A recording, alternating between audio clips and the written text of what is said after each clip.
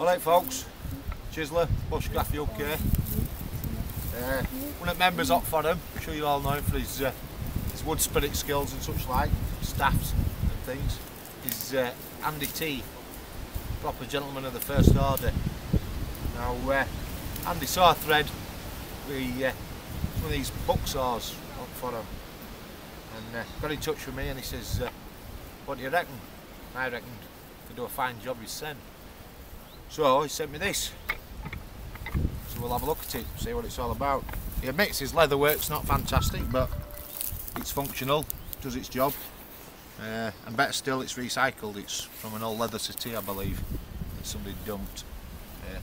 Nice little bone toggle on it, bit of detail, and little touches like that. Very nice. So let's open it up.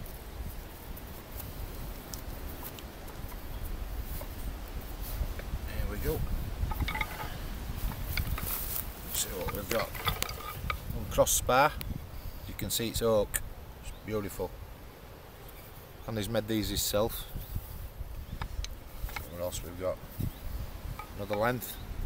As you can see, he's engraved runes in for me.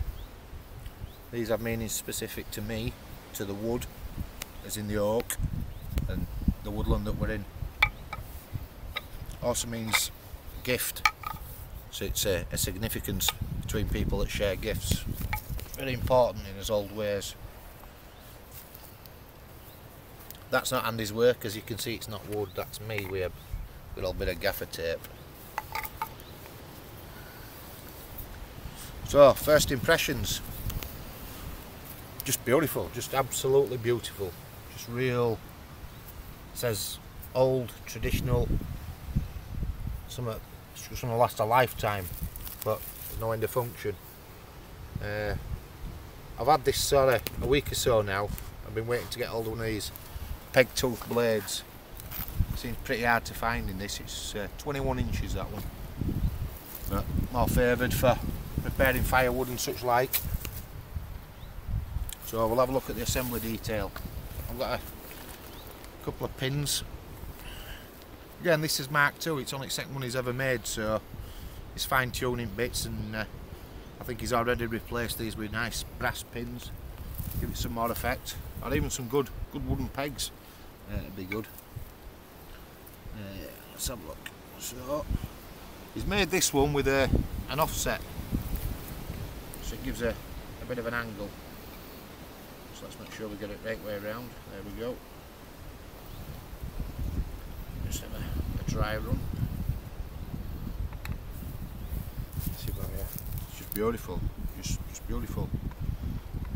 Bit of movement in joints, but I don't think that's a bad thing. So look at this blade now. So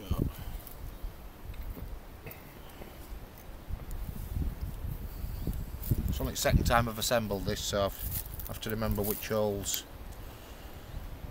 on the blade, whether it's the first setting or the second.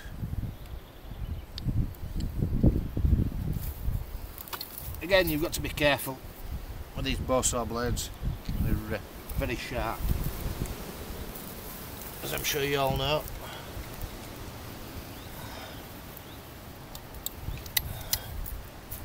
There we go.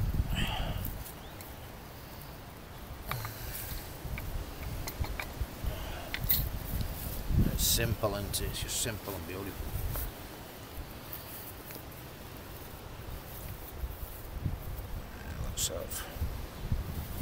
Let's have a look. Just pop that over there. Move that round a bit. Just a tension, as most of you'll know. Just fold it over and keep folding it over until eventually you get the desired tension you want.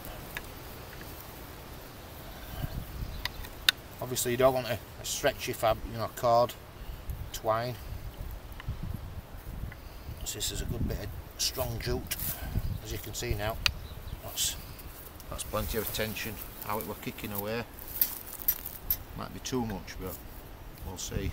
As you can see now, no movement. Yeah, thing of beauty. Absolute thing of beauty. Still. Right, let's see how it performs. Bit of oak, good piece. It's about 7-inch diameter. There's a bit of movement on this, so we'll have to try to compensate for that, but we'll go for a straight cut through. In fact, let's go for 2 cuts. So,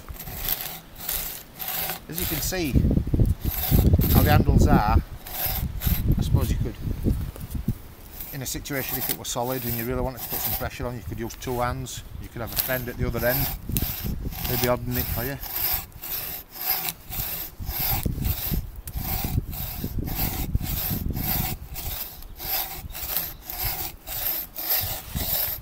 No great rush, it's a nice steady push pull.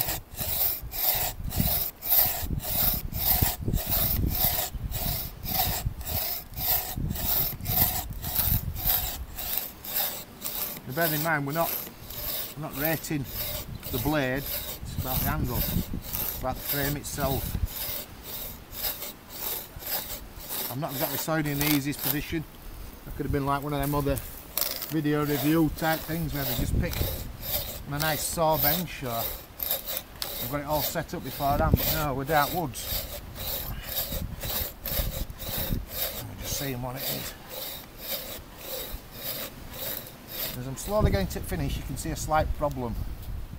The peg maybe just a bit too long, but if it were too short or too close again, there might be a danger of it twanging out. Perhaps it might be an idea to have like a slight groove set, only a little bit, so it can be smaller, sit into it, and it wouldn't move and there wouldn't be a chance of cutting. Obviously your depth's limited, you know, by your frame size again, especially when you're in a position where you can't really turn the blade round. Obviously I could hook it up now and start again, and this will get round the problem of larger diameter woods.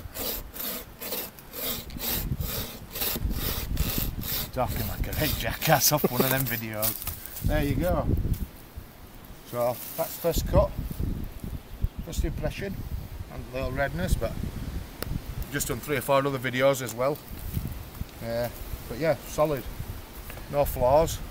I'm going to do another cut now. I wish I'd have cut that a bit straighter because we're hoping to have a little bit of a splitting exercise. Yeah, be a bit much this. Again, when I start with a bow saw cut, I like to have my thumb on top of the blade, so then if you do get that legendary jumping bow saw thing going off, it's not jumping onto your thumb or your hand. As you can see here, operate it with 2 hands, but I'm more likely to get a twisting blade, snapping my blade. That's something we can't forage. Interesting to try. Yeah, you can't get no power at the top. That might, holding at the top might be good for smaller limbs, I don't know. Try 2-person cut. Yeah. So you can grab rid of that end, Stephen.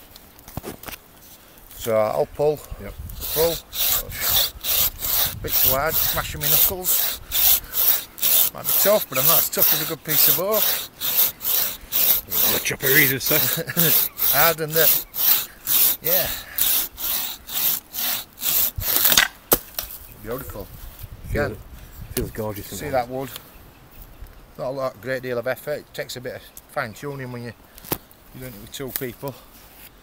But yeah, can't thank you enough, Andy. It's a real work of art. And considering what some folks spend at them fancy bushcraft stores and such, there's folk like you who can make things like this and be favourable to your friends up for them is a true testament to your character and spirit.